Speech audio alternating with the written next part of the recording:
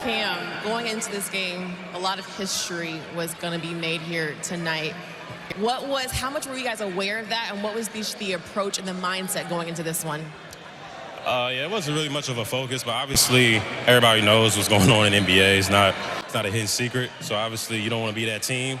So we just want to come out, be aggressive, and try to get a win tonight.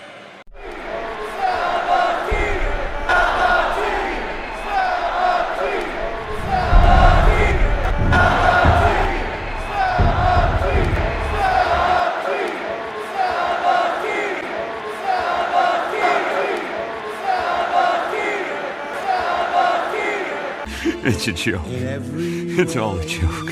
So we have to not panic and do the right thing, execute, and have urgency. We're not where we need to be, but don't ruin the ship, the boat here. It's pretty good.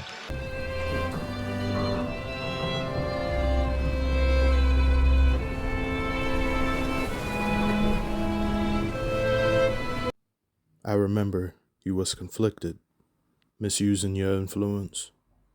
Sometimes I did the same, abusing my power full of resentment that turned into a deep depression. I found myself screaming on a live stream.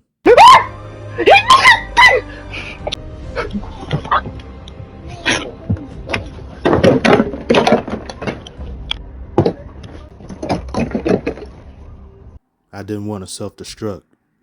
Third-degree burns from non-stop roasting was all around me. So I made a video looking for answers.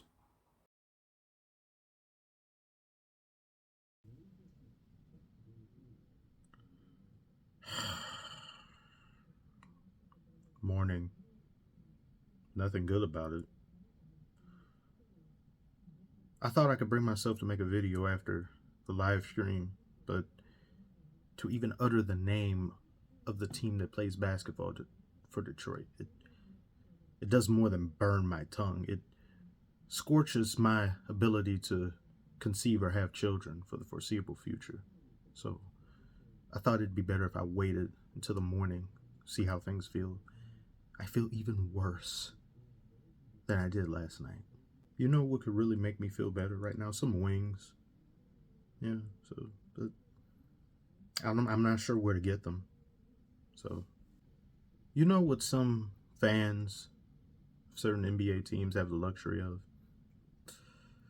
Possibly not winning another title within a decade, or their star player leaving, or you say to yourself, will we ever be that good again?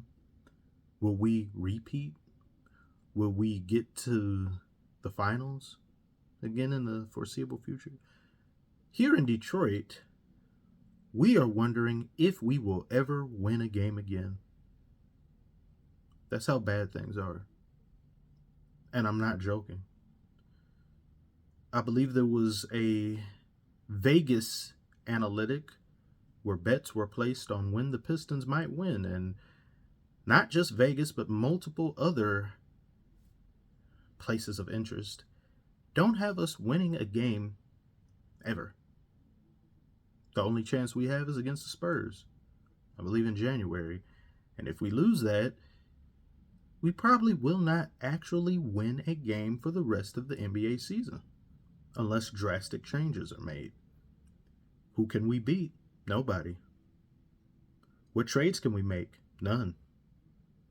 Tank for Bronny? LeBron ain't coming here. He'll disown Bronny before he ever comes here and steps foot in Detroit.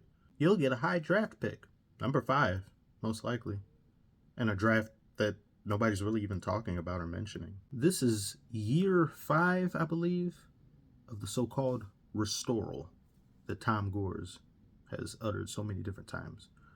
We don't want to say the word rebuild, because that would actually mean we're acknowledging the fact that we suck.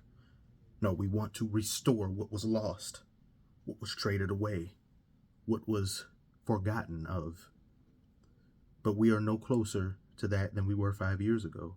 Tom Gores wants the Detroit Pistons to be the metaphorical plane taking off. We finally take flight. The Wright brothers. We discovered the ability to fly. We take advantage of such. But how do you expect us to do that, Tom Gores, when you provide us with matchsticks and toilet paper? then we are stuck in the Stone Age, ladies and gentlemen. We haven't even discovered the wheel. We haven't discovered fire. We have flexibility, execute, and have urgency. Create change because we're not where we need to be. Fugazi, fugazi, it's a wazi, it's a woozy, it's a fairy dust. It doesn't exist. It's never landed. It is no matter. It's not on the elemental chart. It's not fucking real.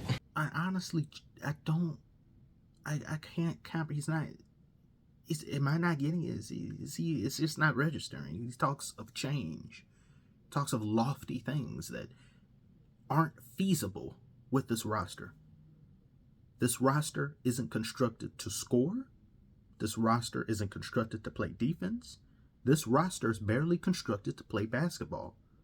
Pouring cement is what this roster can do. Tom Gores' soliloquy better fits a team that's mid, doesn't know where they're going, isn't really getting better, but isn't really getting worse.